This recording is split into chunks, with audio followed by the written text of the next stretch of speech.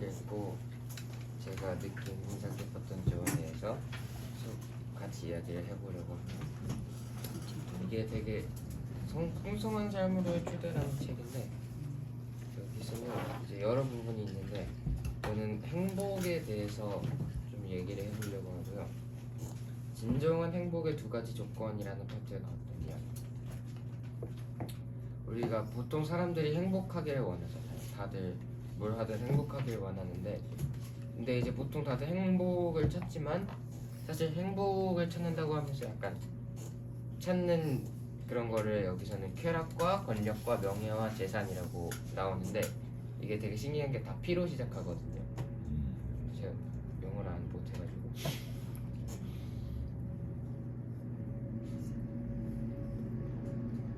네. 쾌락은 영어로 플리저리고 명예는 프레스티지인 것 같고 권력은 파워, 재산은 프로퍼티라고 나와 있네요. 그래서 4P라고 여기 나와 있습니다. 그래서 보통 쾌락은 이제 보통 쾌락을 찾는다고 하잖아요. 그래서 쾌락은 있기면 좋은데 약간 근본적인 행복을 줄 수 없는 것 같아요. 그래서 저 더욱더 쾌락을 찾게 되고 계속 쾌락을 찾다 보면은 자기 몸이 안 좋아지거나 주변 사람들에게도 해를 끼치게 되죠. 명예는 주변 사람들의 평가. 이제 사람들 보통 주변 사람들한테 잘 보이고 싶고 주변 사람들이 자기를 잘 평가해줬으면 하는 마음이 커요. 그리고 권력. 저는 대통령 할 것도 아닌데 권력이 왜 필요하죠? 하지만 이제 자기가 어느 정도 그 권력에 위에서 오는 권력을 좀 저부터 자유로울 수 있는 그런 권력을 보통 원한다고 합니다. 승급을 원하거나 자기가 계속 시키는 일만 하지 않고 자기가 이제 승급을 해서 남한테도 이제 일을 시키는 게 그런 예가 아닐까 싶고요. 돈 가장 많은 이 얘기를 하지 않을까 싶은데 돈은 이제 우리가 자본주의 세상에서 살고 있잖아요. 이제 자본주의 세상은 돈으로 우리가 나머지 세계 이 재산으로 나머지 세계인 쾌락과 권력과 명예를 얻을 수 있다고 가르치고 있다고 합니다. 그래서 저는 학교 도덕 시간에도 행복에 대한 주제로 수업을 했던 적이 있는데 그때 이제 행복하려면 어떻게 해야 될까요? 선생님이 물어보니까 애들이 돈 많이 벌어요. 대다수가 이제 다 돈 많이 버는 거요라고 답변을 했는데 그 부동산에 가도 부자 되세요 써있고 보통 어느 아파트에 사는지 어떤 차 끌고 다니는지에 휘둘리는 그거에 되게 집착하고 휘둘리는 사람도 많잖아요. 그래도 이제 이런 4개로는 진짜 행복을 채워줄 수 없고 그래서 이제 더욱 이것들을 더 얻으려고 하는 것 같은데 진짜로 행복을 얻으려면 조건이 2개가 있다고 여기에 나와 있습니다. 첫 번째는 무조건적인 사랑입니다. 사랑. 이제 인간은 사랑을 하거나 사랑을 받지 않으면 이제 행복을 얻을 수 없다고 나와 있습니다. 그리고 2번째는 삶의 목적. 자기가 이제 이렇게 살아야겠다. 이렇게 살면 내가 가치가 있겠구나. 이런 생각을 하면서 이제 행복을 느낀다고 합니다. 이렇게 근데 이제 삶의 목적이 잘못되면은 신천지나 이런 데 가서 열성적으로 생활을 한다든지 그런 일이 있을 수 있겠죠. 종교의 세뇌를 당한다든가. 눈치 빠른 사람은 무조건적인 사랑에서 알 수도 있을 수 있지만 이제 하나님은 이 2가지를 저희에게 주고 싶어 하십니다. 무조건적인 사랑을 우리에게 해줄 수 있는 유일한 분이시기도 하고 그래서 하나님은 이제 무조건적인 사랑과 이 삶의 의미를 저희에게 주시기를 원하고 이것들이 갖춰질 때 이 4P 쾌락과 권력과 명예와 재산 이것들도 잘 갖춰진다고 말씀을 하셨어요. 그래서 일단은 우리가 이 쾌락과 권력을 찾으려고 핸드폰도 보고 많은 시간을 허비를 하는데 이걸 하기 전에 근본적인 행복을 찾으려면 어떤 걸 하는 게 좋을까라고 이제 먼저 딱 생각을 해보고 이제 좀 더 근본적인 행복을 찾으려고 노력을 해보면 좋을 것 같다는 생각을 했습니다. 감사합니다. 사도행전 3장 1절부터 10절까지 제가 읽고 그 다음에 여러분이 읽고 교독하겠습니다. 제9시 기도 시간에 베드로와 요한이 성전에 올라갈새 하면서 못 걷게 된 이를 사람들이 메고 오니 이는 성전에 들어가는 사람들에게 구걸하기 위하여 날마다 미문이라는 성전문에 두는 자라. 그가 베드로와 요한이 성전에 들어가려 함을 보고 구걸하거늘 베드로가 요한과 더불어 주목하였는데 우리를 보라 하니 그가 그들에게서 무엇을 얻을까 하여 바라보거늘 베드로가 이르되 은과 금은 내게 없거니와 내게 있는 이것을 너에게 주노니 나사렛 예수 그리스도의 이름으로 일어나 걸으라 하고 오른손을 잡아 일으키니 발과 발목이 곧 힘을 얻고 일어서서 걸으며 그들과 함께 성전으로 들어가면서 걷기도 하고 뛰기도 하며 하나님을 찬송하니 모든 백성이 그 걷는 것과 하나님을 찬송하는 보고 다 같이 그가 본래 성전 위에 앉아 구걸하던 사람인 줄 알고 그에게 일어난 일로 인하여 심히 놀랍게 여기며 놀라더라. 아멘. 자, 오늘 건호이가 전해준 그 주제가 오늘 말씀과도 너무나 연결돼서 조금 놀라면서 들었습니다. 자, 오늘 이 사도행전 3장에 베드로라는 인물이 먼저 딱 나와서 오늘 이 베드로에 관한 이야기를 조금 드디어 나누도록 하겠습니다. 지금까지 우리 마태, 마가, 누가, 요한복음 복음서를 봤고 지금 이제 이번 주 내내 사도행전을 계속 함께 읽었습니다. 그리고 이 사도행전이 시작하면 어떤 일이 벌어지죠? 그 성령이 임한 그 이야기 그리고 성령을 받은 사람들의 이야기들이 사도행전에 쭉 나와 있습니다. 자, 이 복음서가 사도행전으로 이어지고 이것을 통해서 우리가 보는 것은 예수님의 그 이야기가 그냥 예수님의 이야기로 끝나지 않고 그것이 우리로 연결되는 그 너무나 중요한 그 내용이 이 사도행전에 담겨져 있습니다. 자, 구약을 전체를 줄이면 한 문장을 줄인다면 신학자들이 해준 거예요. 오실 예수님에 대한 이야기입니다. 구약 오래된 약속 이게 뭐예요? 예수님이 오신다. 메시아가 오신다. 그분이 너를 구원하실 것이다. 그분에 대한 약속인 거죠. 그리고 복음서는 그분이 오셨어요. 예수님이 오신 거예요. 오셔서 우리와 함께 하신다. 하나님이 사람이 되셨다. 이 이야기가 우리 복음서에 내내 나와 있습니다. 그분이 그냥 오셔서 냅두는 게 아니라 우리의 삶의 자리로 들어오시는 거예요. 이렇게 따로 나는 왕이고 너희들은 저쪽에 있어라 하고 이렇게 군림하는 존재가 아니고 삶의 자리 깊숙이 들어오셔서 함께 오시고 함께 먹고 함께 아파하시고 함께 잠자고 예수님의 이야기. 근데 거기서 끝나지 않고 우리의 모든 죄의 짐을 대신 지고 십자가에서 죽으셨습니다. 죽으신 걸로 끝났으면 너무 허무하잖아요. 거기서 끝나지 않고 부활하셨어요. 그래서 인류도 누구도 역사상 해결하지 못했던 그 죽음의 문제를 해결해 주시고 그리고 더 놀라운 건 이제 그분이 승천하십니다. 그게 지금 사도행전 1장에 나와 있죠. 하늘로 올라가시면서 또 약속을 주세요. 그 약속이 뭐예요? 내가 다시 올 거다. 그리고 그 전에 또 하나가 있어요. 내가 올라가지만 성령을 너희에게 보내줄 것이다. 그리고 그 성령이 너희에게 임하면 너희는 이전 같지 않을 것이다. 자, 베드로는 이전에도 예수님을 따라다녔습니다. 예수님과 함께 했어요. 같이 먹고 같이 그 말씀을 듣고 눈앞에서 예수님의 그 기적을 다 봤어요. 이제 어마어마한 경험인 거죠. 그런데 그걸 다 보고도 베드로는 변하지 않았습니다. 우리가 알다시피 여전히 찌질하고 여전히 고집불통이고 여전히 자기중심적이고 그 제자들도 마찬가지였던 거예요. 예수님이 고난에 대해서 말씀을 하셔도 듣지도 못하고 예수님이 곧 이제 죽으러 가셔야 되는데도 막 네가 크냐 내가 크냐 싸웠던 그런 제자들이었단 말이에요. 그걸 다 보고도 그러니까 우리는 좋은 말씀을 들으면 내가 좋은 사람이 되는 것처럼 느끼지만 글쎄요. 수많은 교회들이 그랬어요. 지금 어떤 설교를 잘하는 목사님 되게 지적이고 멋진 설교를 잘하는 교회 가요. 그래서 내가 그 교인으로서 그 설교를 듣고 이해하는 것으로 만족하는 분들이 되게 많았어요. 역시 내가 좀 있어 보이는 거죠. 좀 유명한 교회들이 있어요. 그런 교회들이. 그 교회 다니는 것만으로도 난 신앙생활 잘하고 있고. 그런데 예수님께 직접 말씀을 들었던 제자들도 그 말씀을 다 듣고도 변하지 않았어요. 또 뿐만 아니죠. 예수님의 기적. 그걸 눈앞에서 봤어요.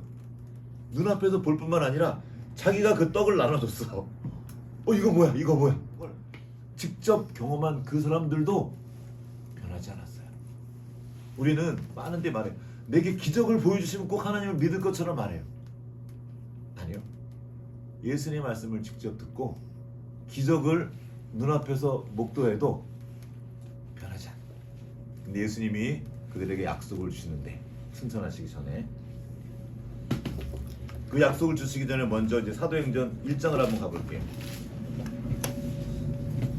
자, 사도행전 1장으로 가면 맨 앞에 보면 1절부터 5절까지 그 얘기 나와요. 데오빌로요, 내가 먼저 쓴 글에는 무릇 예수께서 행하시며 가르치시기를 시작하신부터 예수님의 이야기. 이거 누가 쓴 거예요? 데오빌로한테 누가 썼지 옛날에? 이거 누가 했단 말이에요? 누가가 누가복음을 쓰고 예수님의 행적에 대해서 쭉 얘기한 거예요. 관찰한 거를. 그런데 그 뒤의 이야기, 예수님이 승천하신 그 뒤의 이야기를 또다시 누가가 함께 쓴 겁니다. 누가가 사도들과 베드로와 바울과 이렇게 함께 하면서 그 모든 이야기들을 잘 정리해서 또 지금 사도행전을 쓴 겁니다. 그리고 승천하기까지를 그 기록을 했는데 누가복음에, 그리고 그가 고난받으신 후에, 그러니까 예수 십자가에 달리신 후에죠. 그들에게 많은 증거로 친히 살아계심을 나타내사 부활하신 뒤에 40일 동안 함께 계셨어요. 그리고 그때 어떤 말씀을 주셨냐면 하나님 나라의 일을 말씀해 주신 거예요. 하나님 나라의 일을 다 말씀해 주시고 다 같이 모였을 때 예수님이 약속해 주신 겁니다. 그러면서 뭐라고 하시냐면 4절 중간 부분에 예루살렘을 떠나지 말고 시작. 예루살렘을 떠나지 말고 내게서 들은 바를 아버지께서 약속하신 것을 기다리라. 요한은 물로 세례를 베풀었으나 너희는 몇 날이 못되어 성령으로 세례를 받으리라. 이 약속을 주신 거예요. 아버지께서 약속하셨던 그 성령, 저쪽 뒤에 요엘서에 나오거든요. 하나님의 영을 부어주시겠다. 그 약속이 이제 이루어질 거라고 예수님이 한 번 더 약속해 주십니다. 그러면서 이제 승천하시는 거예요. 하늘로 올라가시는 거죠. 이 승천에 대한 얘기는 하려면 너무 길어지니까 이게 좀 넘어갈게요. 주님께서 다시 하나님께로 올라가시면서 우리에게 약속의 말씀을 주시는데 8절 말씀을 같이 읽어보겠습니다. 시작. 오직 성령이 너희에게 임하시면 너희가 권능을 받고 예루살렘과 온 유대와 사마리아와 땅끝까지 이르러 내 증인이 되리라 하셨습니다. 아멘. 자, 성령이 너희에게 임하시면, 아버지께서 말씀하신 그 성령이 임하시면 너희가 권능을 받는다. 즉 예수님이 하신 것을 보면서 놀라기만 하는 게 아니라 너희도 그 능력을 받는다. 예수님이 하신 말씀을 들으면서 어떻게 이렇게 놀라운 말씀하실까 놀랄 뿐만 아니라 이제 너희도 그 하나님 나라의 일을 말하게 된다는 거야. 그 말에 권능이 생기고 그 삶의 능력이 담긴다는 겁니다. 권능을 받고 예루살렘과 예수님을 죽인 그곳입니다. 온 유대와 그리고 사마리아, 정말 그들이 적대시했던 원수 같던 그들에게도 찾아간 거죠. 그리고 땅끝까지 이르러 내 증인이 될 것이다. 예수님의 증인이 될 거예요. 여기서 말하는 너희는 누구예요? 제자들이죠. 그럼 그 제자들은 어떤 사람들이었을까요? 우리가 이 복음서에서 봤던 제자들은 어떤 사람이었었어요? 별 볼일 없는 사람들, 어부들, 가난하고 억압받고 소외받던 사람들. 제 12제자 말고도 예수님을 따라다녔던 많은 사람들이 있는데 대부분 그들은 이렇게 좀 요즘으로 따지면 별 볼일 없는 사람들이었던 거예요. 그리고 제자들을 보면 절제하지 못하고 용기도 없고 찌질하고 저쪽 바리새인들은 예수님이 슬쩍 말해도 다 알아듣는데 얘네들은 자세히 설명해줘도 못 알아들어요. 그리고 자기가 생각한 주제 외에는 말씀하셔도 듣지 않아요. 다 튕겨내요. 무슨 말인지 몰라요. 조금 그렇지만 약간 멍청했던 것 같아요. 빨리빨리 못 알아듣는 거죠. 지식이 많지 않은 사람들. 이해력이 약간 떨어진 부분도 있는 것 같아요. 그런 사람들, 게다가 고집도 세. 그리고 거기다가 자기는 별 볼 일 없으면서 높아지려고 해요. 그랬던 사람들, 자기 이름을 높이려 했던 사람들, 결정적으로 예수님이 위험에 처했을 때 예수님을 버리고 도망갔습니다. 예수님이 진짜 힘들고 기도하자, 나 같이 함께 기도해줘 할 때 저쪽에서 쿨쿨 잠자고 그것을 넘어서서 예수님을 버리고 도망갔던 사람들입니다. 게다가 더 나아가서 베드로는 버리고 도망갔을 뿐만 아니라 사람들이 너 예수님이랑 한편이지? 그러니까 아니거든요. 그냥 아니라 그러면 될 텐데 예수를 저주했다고 했어요. 맹세하고 저주했는데 난 그 사람 몰라요. 배신자죠. 배신자. 왜 그런 거예요? 무서웠으니까. 그런데 그들이 예수님의 증인이 된대요. 어디에서? 예루살렘에서. 예루살렘은 지금 누가 있어요? 예수님을 죽였던 그 사람들, 로마 군인들, 그리고 사내들인 공회라고 유대의 종교 집단. 이 사람들은 진짜 무시무시한 사람 세력이에요. 종교적인 힘과 정치적인 힘, 경제적인 힘을 다 쥐고 있던 사람들이에요. 까불면 아무도 국물도 없어요. 그러니까 실제로 예수님을 죽일 수 있는 힘이 있었던 사람들인 거예요. 그 사람들이 그대로 살아있어요. 예수님 지금 돌아가신 지 며칠밖에 안 된 거예요?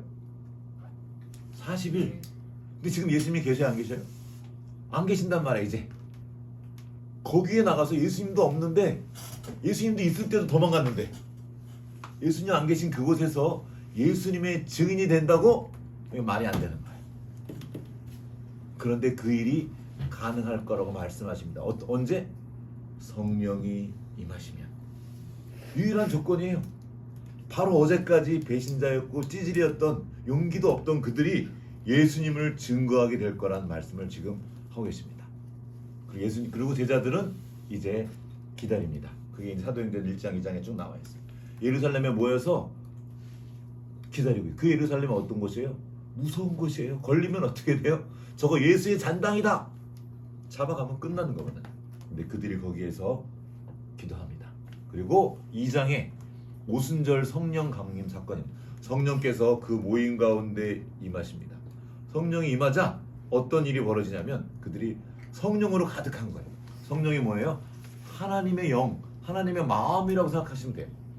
주님의 생각과 그분의 인격, 그게 그들에게 임한 거예요. 그리고 이거는 우리가 조금 한 가지 이제 생각해야 될 것이, 이 우리나라 무속에도 그런 비슷한 게 있어요. 왜 귀신이 나한테 임하는 거 뭐라 그러는지 알아요? 귀신이 강림했다 그러는 거. 접신 또 빙의, 그쵸? 빙의가 있어요.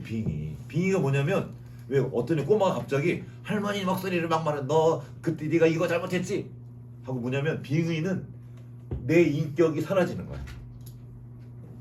귀신이 어떤 다른 영이 나한테 씌어가지고 나는 사라지고 그 귀신만 남는, 이거를 접신 또는 빙의라고 그러는 거야.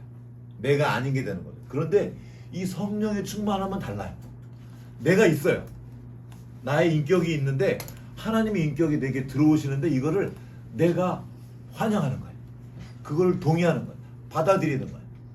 그리고 그 인격이 나를 붙드는 거를 그분과 함께 동행하며 그분처럼, 그리고 그분의 능력을 나타내는, 이게 성령의 충만함이에요. 그래서 베드로가 말한 거야. 아까 그 주님께서 나와 함께 하신다. 그러므로 내가 담대해지는 거예요. 여기서 내가 있습니다. 놀라운 일인 거예요. 그리고 이제 그들이 첫 번째 나타나는 현상이 뭐냐면 말이 바뀝니다. 한번 볼게요. 사도행전 2장 4절. 함께 읽어볼게요. 사도행전 2장 4절. 시작. 그들이 다 성령의 충만함을 받고 성령이 말하게 하심을 따라 다른 언어들로 말하기를 시작하니라. 아멘. 이 많은 때 이 다른 언어들, 방언이라고 부르는 다른 언어들에 강조하는데, 더 중요한 건 이거예요. 성령의 말하게 하심을 따라, 이 말씀 안에 그분의 인격이 담겨 있고 그분의 성품이 담겨 있고 그분의 모든 것들이 담겨 있는 거거든요. 그분과 교제, 그 말씀을 듣고 그 말씀하시는 것을 따라 말하는 거예요. 우리는 어떻게 말합니까? 그냥 말하거든요. 내 생각, 내 느낌, 그냥 막 아무 말에 막 하는 거예요. 근데 그냥 하는 게 아니라 그분이 계속 옆에 있는 거예요. 아, 성령님이면 어떨까? 그분과 관계하는 중에 말을 하는 거죠. 그 말이 막 나가지 않습니다. 이게 성령 충만한 사람의 첫 번째 특징이에요. 그의 말이 바뀌기 시작합니다. 말을 바꿔요. 맨날 절망적이고 부정적이고 내가 눈으로 본 그 상황을 그대로 막 말하는 거죠. 사실만 말. 그때 네가 그랬잖아. 어이 저거 뭐가 저게 뭐 할 것 같아. 어이 너 왜 그 눈에 드러난 사실만 말하던 사람이 이제 성령이 함께 하시면 그 안에 담겨진 진실을 말하는 거야. 내 눈에 보인 그 사람을 내 눈으로 보는 것이 아니라 하나님이 말씀하신 것을 따라 그를 보는 거예요. 성경에 그 사람을 뭐라 그랬어요? 상경이는 하나님의 형상을 따라 지어진 존재다라고 성경에 말씀했으므로 상경이가 지금 때로는 성숙하지 못한 어떤 행동을 할지라도 네가 하나님의 형상을 따라 지음받은 소중하고 귀한 존재임을 인식하고 말하는 거야. 그가 아무리 범죄자이고 나쁘고 별로인 사람이라도 그냥 막 말하는 게 아니라 하나님이 보시는 방식으로 그를 보는 거예요. 또 나 자신에 대해서도 마찬가지예요. 내 생각에 나는 별로야. 난 찌질하고 난 아무것도 아닌 것 같은데 그냥 내 생각대로 나를 바라보는 게 아니라 하나님이 보시는 방식으로 나를 바라보고 하나님이 말씀하신 그 말씀을 따라 내 행동을 결정하고 내 말을 결정하는 겁니다. 이게 성령의 충만함이에요. 놀라운 일이 벌어진 거죠. 자, 베드로가 이제 그 말한 내용은 무엇입니까? 11절에 보면 사람들이 막 놀라죠. 저게 어떻게 된 거냐? 그 얘기는 좀 넘어갈게요. 우리의 각 언어로 하나님의 큰 일을 말한다. 사람들은 방언을 신기한 말. 이거 어떤 일이 벌어진 거냐면 내가 이렇게 한국말로 말했는데 저쪽에 있는 미국 사람이 영어로 그 말을 듣는 거예요. 방언을 말하는 거죠. 내가 영어를 배우지 않아 잘 모르는데 영어를 말할 수 있는 이거를 방언이라 그러는데 다른 사람이 이해할 수 있는 그 말로 계속 말을 하는 거예요. 더 중요한 건 뭐냐면 그 말한 내용입니다. 그게 뭐예요?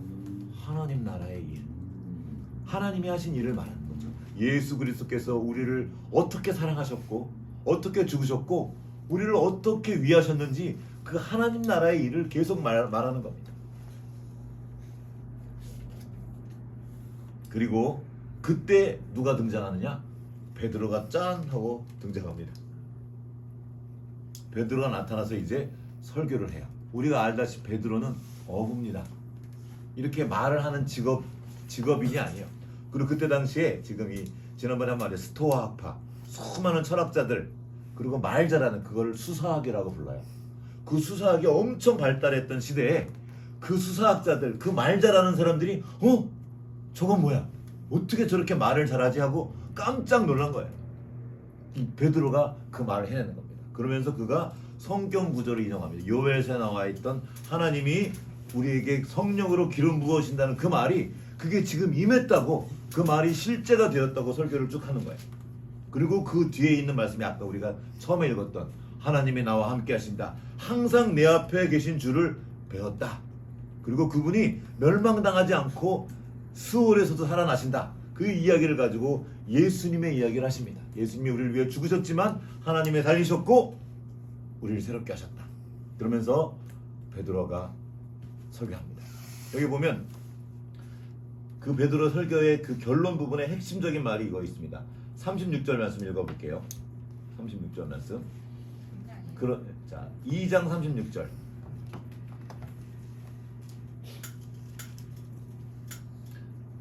자, 그런즉 이스라엘 시작. 그런즉 이스라엘 온 집은 확실히 알지니 너희가 십자가에 못 박은 이 예수를 하나님이 주와 그리스도가 되게 하셨느니라. 아멘. 예수님의 그 십자가와 부활 사건이 나랑 상관없는 게 아니고 나랑 상관이 있다. 어느 정도 상관이냐? 바로 네가 죽였다 그거예요. 너희가 죽였다. 그럼 우리도 볼 수 있겠죠? 난 아닌데 내가 왜 예수님을 죽여? 예수님 걔네들이 죽였지. 그럼 이게 무슨 말이에요? 자, 3장 17절 한번 읽어볼게요. 이거는 베드로의 다음번 설교입니다. 솔로몬에서 하는 설교인데 3장 17절도 결론이 똑같아요. 너희가 주겠다 그 얘기해요. 3장 17절 한번 읽어보겠습니다. 시작. 형제들아 너희가 알지 못하여서 그리하였으며 너희 관리들도 그리한 줄 아노라. 너희가 예수님을 죽였는데 어떻게 알지도 못하고 죽였다는 거예요. 왜 그런 거예요? 알지 못하고 어떤 일을 하는 거 지난주에 나눴던 거죠. 원숭이 얘기 혹시 기억나요? 그 얘기예요. 그냥 내가 하려고 한 건 아니지만 그들의 그 방식을 따른 그게 뭐예요? 종교의 방식. 내가 모르는데 옆 사람이 한다고 따라하는 거예요. 옛날에도 했고 쟤도 했고 쟤도 함으로 나도 그냥 하는 거예요. 그게 종교의 방. 내가 만약 지금 그렇게 살고 있다면 그 내용도 모르고 그냥 쟤도 했고 쟤도 했기 때문에 그냥 맹목적으로 따라서 어떤 행동을 하고 있고 말을 하고 있다면 지금 나도 똑같이 예수님을 죽이는 거예요. 진리를 죽이는 그 위치에 서게 되는 겁니다. 우리 모두 그 편에 섰던 거예요. 남이 하니까 또는 두려워서 내가 저걸 안 하면 내가 혹시 손해를 당할까 봐 두려워서 그냥 따라하는 거죠. 할 수 없이 예수를 죽이는 거예요. 그렇게 그 거짓 시스템을 따라가고 있다면 우리는 그 군중과 예수님을 죽였던 예수를 십자가에 못 박아라 했던 그리고 지금도 두렵지만 그 일들이 일어나고 있어요. 수많은 곳에서 자기가 알지 못하는 것을 따라서 아까 건영이가 그 이단에 대한 사입이 얘기했는데 그거 하는 거예요. 두려워서 남들 따라서.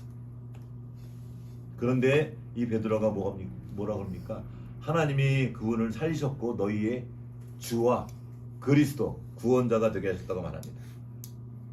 그리고 말씀하시는 거예요. 너희는 그 종교생활 알지 못하는 것을 맹목적으로 따르는 남들이 다 그게 행복이라고 하니까 그런 그 행복을 따라가는 그 삶이 아니라 예수 그리스도와 함께 새로운 삶을 살 수 있다.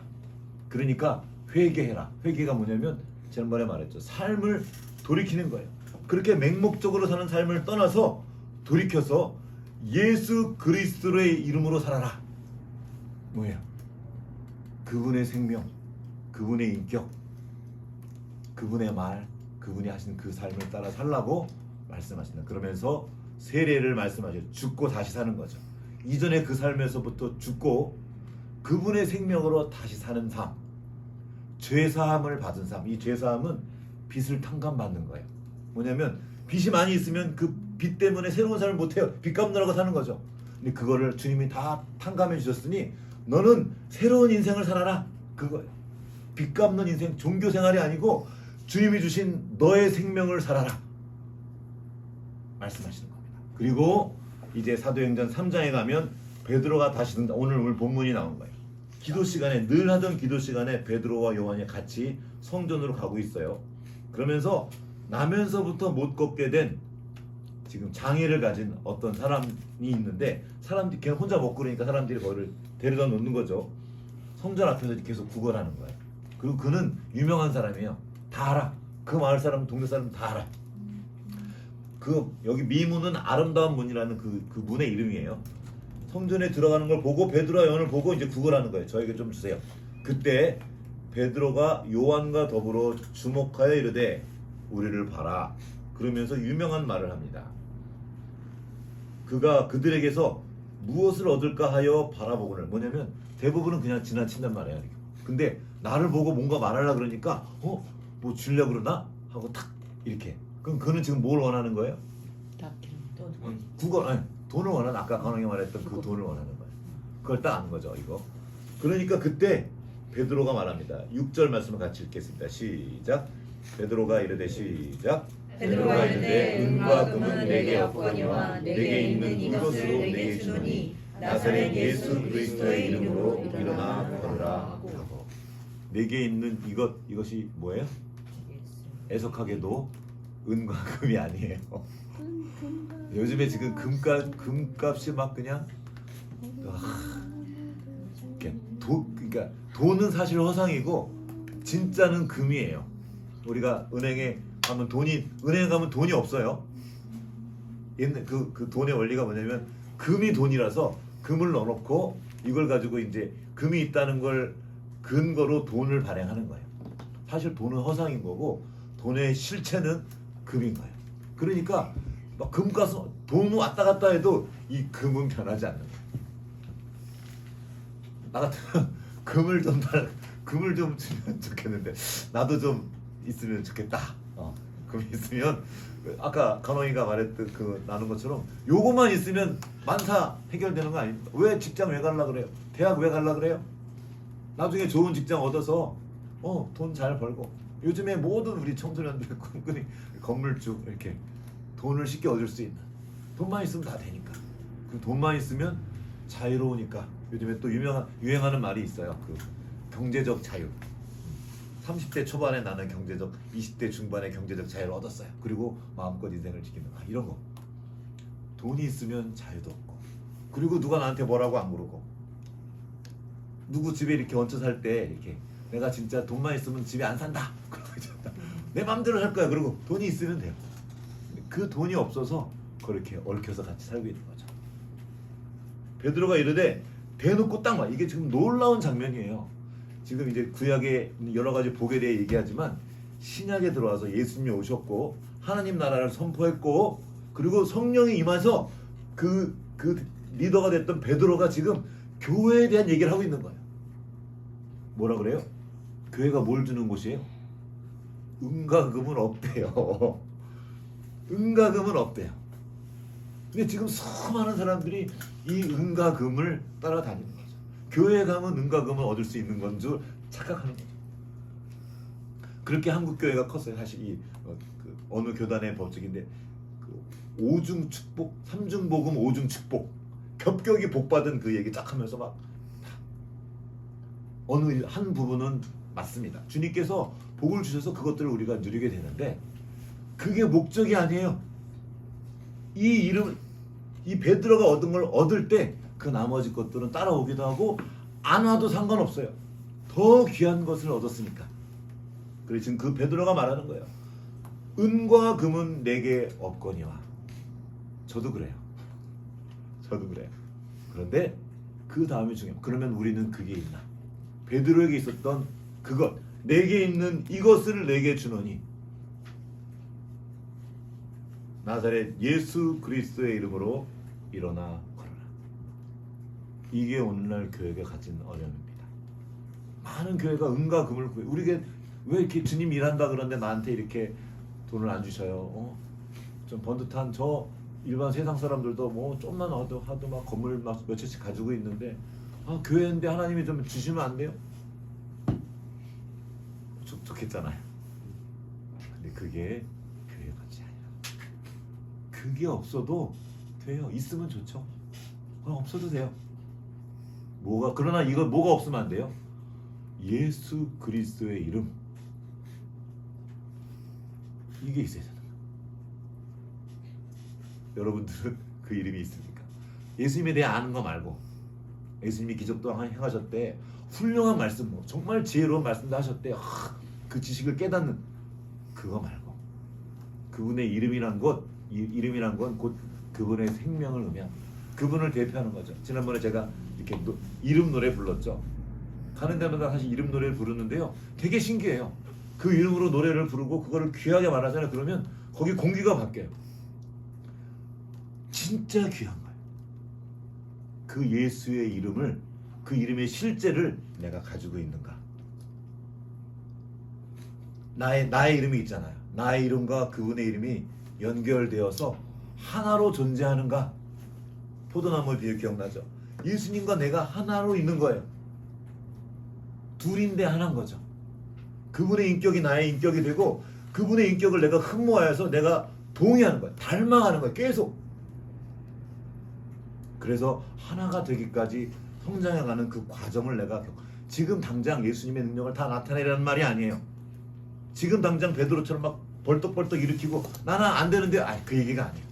그 이름이 있으면 이제 그게 내 안에 심겨져서 씨앗처럼 심겨져서 자라나는 거예요. 이제 뿌리 내리고 어느 날 움이 트겠죠. 아직 안 보일 수도 있어요. 근데 이제 꽃 피우고 열매 맺기까지 성장하는 거죠. 그 성령의 열매가 뭐냐? 기적을 일으키고 죽은 사람 벌떡벌떡 일으키고 막 돈을 한꺼번에 쫙 벌고 돈길이라 그러죠. 돈길을 알아서 돈을 쫙쫙 빨아들이는 게 아니고 사랑과 희락과 화평과 오래 참음과 온유와 절제, 이 성령의 열매를 맺는 삶을 사는 거예요. 그 예수 그리스도의 이름을 가졌습니까? 그 이름이 뭐예요? 창조주 하나님입니다. 천지를 창조하신 그 창조주, 그리고 우리를 구원하신 구원자, 죽음을 뚫고 일어난 그 생명, 그 창조의 지혜, 사랑과 평화를 주시는 그분, 그리고 이 땅에 섬기러 오신 그분, 아름답고 능력 있는 그분의 이름을 가지고 있습니까? 그분을 알아가고 있습니까? 그거를 한번 오늘 되물었으면 좋겠어요. 우리 가족들 다 가까운 식구들인데 그냥 와서 교회 왔다 갔다 하는 게 아니에요. 이제 우리는 교회로 사는 겁니다. 예수 그리스도가 우리의 머리예요. 우리는 그분의 몸. 그러니까 이 팔이 있죠. 내 손가락이 있는데 이게 나와 하나죠. 이런 것처럼 우리가 예수 그리스도의 손과 발이 되고 그분의 생명으로 살게 됩니다. 베드로가 예수 그리스도의 이름을 내 것으로 소유하자. 그에게 어떤 일이 일어났습니까? 담대하게 된 거예요. 거침이 없어지는 겁니다. 하나님의 능력이 나타나고요. 그 말이 바뀝니다. 지혜로워졌고요. 능력이 나타나요. 그리고 말하죠. 3장에 가면 또 막 사람들이 와서 베드로를 막 신처럼 섬기니까 아니다. 나의 능력이 아니고 그분의 능력이다. 옛날 같으면 못했을 거예요. 내가 이거 했거든. 야, 역시 나야. 막 그러면서. 나를 드러내지 않고 그분을 드러내고 그분 안에 숨습니다. 쪼그라들었다는 것이 아니라 그분 안에 들어갈 때 우리는 담대해져요. 그리고 이제 베드로만의 이야기가 아니고 그 예수 그리스도의 생명을 나의 것으로 삼은 사람들의 이야기가 바로 사도행전입니다. 사도가 뭐예요? 이게 아포슬로포스라는 그 사도라는 그 그리스어는 보냄을 받은 사람이라는 뜻입니다. 보냄을 받은 자. 처음에는 12사도에 시작됐지만 이제 사도 바울이라는 사람이 보냄을 받고요. 이제 이 뒤에 보면 집사님들의 얘기가 나와요. 그냥 일반 성도들이에요. 그분들이 예수 그리스도의 이름을 소유하자 일어난 일들. 담대해지는 겁니다. 옛날에 그 여종이 와서 그 제사장 집에 있던 여종이 와서 너 요즘에 한 페이지 그러니까 아니거든 하고 그리고 도망갔거든요. 그런데 로마 군병이 와서 직접 너 하지마 하고 명령해도 뒤에 나와요. 내가 하나님 말을 따를 것과 너희 사람 말을 따를 거냐? 그러니까 저게 뭐지? 어떻게 저런 일이 벌어지지? 예수의 이름을 소유한 겁니다. 우리가 살아가는 이 세상이 만만치 않아요. 엄청 거대해 보이고요. 어마어마한 돈으로 막 싸서 그와 나를 실력도 엄청 좋아요. 그런데 쫄지 않습니다. 당당하게 나아가는 거예요. 왜요? 내 안에 예수 그리스도의 생명입니다. 그렇게 우리는 스테반 집사의 이야기를 7장에서 봤죠. 돈을 들고 쳐도 그는 두려워하지 않습니다. 나아가는 거예요. 하나님의 말씀을 담대히 전합니다. 이 우리가 살아가는 이 시대는 그 생명을 종교로 만드는 사회입니다. 난 종교인이 아니라고 말하지만 그들은 지금 사실 종교인이에요. 돈을 섬기고 있거든요. 이 시대는 돈을 섬기는 시대예요. 아주 선명해요. 그리고는 자기 마음대로 하기 위한 거죠. 그들이 섬기는 건 사실 자기 자신입니다. 거대한 종교가 이 세상을 지배하고 있어요. 그거를 내가 내 마음대로 하는 걸 방해하는 건 다 제거하는 겁니다. 자기가 뭘 하는지 모르고 그 종교 생활을 하고 있는 이때 우리는 예수 그리스도를 섬기는 그리스도인으로 살아가는 겁니다. 지식과 규칙을 따르는 게 아니에요. 그 생명의 실제를 내가 내 안에 생명으로 가지고 살아가는 겁니다. 그 예수님을 계속 더 만나게 원합니다. 일주일에 한 번씩 만나서 우리가 종교 행위하는 것이 아니라 주님 내 안에 담아주신 그 예수 그리스도의 생명이 자라나게 도와주십시오. 근데 그건 어떻게 자라나? 혼자 자라는 게 아니죠. 함께 연결되어 함께 자라. 우리가 모인 이유가 그거예요. 여기 와서 말씀 듣고 헌금하고 이 종교생활 규칙 지켜서 천국 가려고 모이는 게 아니고 그건 이미 하나님이 다 이루셨어요. 내가 그리스도 안에서 서로가 연결된 존재임을 보고 그 생명이 함께 지금 자라나고 있는 겁니다. 그리고 그 이야기들의 이 사도행전과 이어지는 모든 이야기들을 통해서 그 생명의 진실을 보게 되는 겁니다. 우리는 이제 사도입니다. 그런 의미에서 우리가 이 땅에 온 건 그냥 온 게 아니에요. 12사도만 사도가 아니라 우리 모두 보냄을 받은 사람들입니다. 우연히 이 땅에 떨어진 것이 아니고 하나님의 목적, 아까 말했죠. 내가 여기 있구나, 목적이 있다는 거예요. 많은 사람들이 왜 죽냐면 난 이제 내가 있으면 뭐해? 목적을 느끼지 못해. 내 삶의 존재의 의미를 못 찾겠는 거예요. 그러니 죽어버리는 거예요. 근데 그 존재의 의미를 찾을 때 죽을 수가 없어요. 가는 거죠. 하나님께서 나에게 주신 그 생명의 진실을 나타내기 위해 내가 여기 있다. 그거를 뿌리 내리고 꽃 피우고 열매 맺고 그 열매는 또다시 씨앗이 됩니다. 또 뿌려지고 그 생명이 또 자라나고 그렇게 하나님 나라의 사역자로 사명자로 오늘 우리가 여기 모여 있습니다. 여기 모인 우리 이 사람들이 결코 작지 않습니다. 작은 모임이 아니에요. 그 생명의 일들이 일어나고 있습니다. 오늘 이 자리에 지금 없지만 지난 주간 안에 그 우리 함께 있던 세연이와 또 임재영 선생님 그 가정에 일어난 일들을 저도 보면서 너무 놀랐어요. 세연이가 한 말인데 자기가 이거 완전히 기적이다.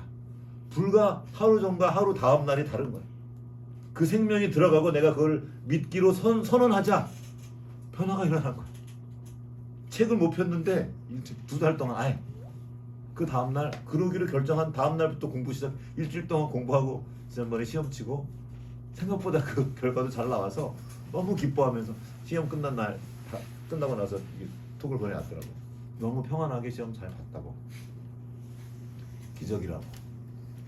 내가 상상도 못했던 그 일이 일어나게 하는 거죠. 그리고 그거는 어느 날 갑자기가 아니고 이제 이 생명이 자라나듯 우리 안에서 자라나는 겁니다. 제가 지금 우리 상경이한테 가서 사람들 앵벌이 시키지 않는 거죠. 어디 가서 돈 벌어와 누구 데려와서 다 마찬가지. 그런데 그 안에 그 생명이 들어가서 자라고 있다는 걸 믿음으로 보고 때가 되면 그 일들이 일어날 것입니다. 그래서 함께 그렇게 주님의 몸된 교회로 성장해가는 그리고 사도행전에 있는 이 이야기가 우리의 삶의 이야기 되기를 축복하며 기도합니다. 같이 기도하시겠습니다. 예수 그리스도 그 귀한 이름을 주님께서 우리에게 선물로 주셨습니다. 그리고 지금도 우리에게 부르십니다. 너가 그 이름을 가지고 있니? 우리가 그 이름을 찾고 소유 못하는 것은 우리의 관심이 은과 금에 가 있기 때문입니다. 주님, 난 왜 이렇게 없죠? 이것도 주고 저것도 주고 쟤는 저거 가졌는데 난 이게 왜 없죠? 세상에 계속 관심을 따라가는 한 그 이름을 소유하는 게 어려워집니다. 그런데 우리가 그 이름을 나의 것으로 소유하고 내가 그분의 것임을 알고 우리가 온전히 하나로 연결되어 있다는 걸 보게 될 때 우리의 삶의 자리에서 그분의 말씀이 흘러가고 그분의 지혜와 그분의 능력, 그분의 창조성이 나타날 것입니다.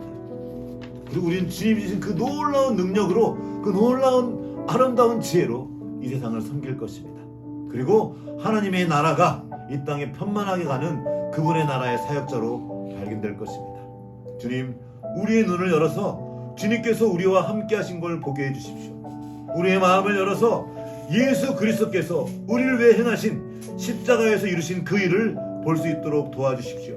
그리고 우리가 주님과 하나인 것을 보게 하시고 주님의 생명이 지금도 뚫고 일어난 그 아름답고 능력 있는 그 생명이 우리 안에 있음을 보게 하시고 담대하게 세상 가운데로 나가서 주님께서 우리 안에 두신 그 아름다운 생명의 진실을 나타낼 수 있도록 도와주시옵소서.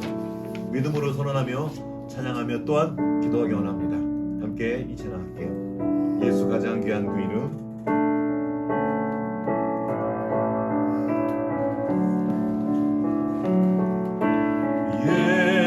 예수 가장 귀한 그 이름 예수 언제나 기도 들으사 오 예수 나의 손 잡아주시는 가장 귀한 그 이름 3절 예수 왕의 왕 예수 왕의 왕이 되신 주 예수 당신의 끝없는 사랑 오 예수 목소리 높여 찬양해 가장 귀한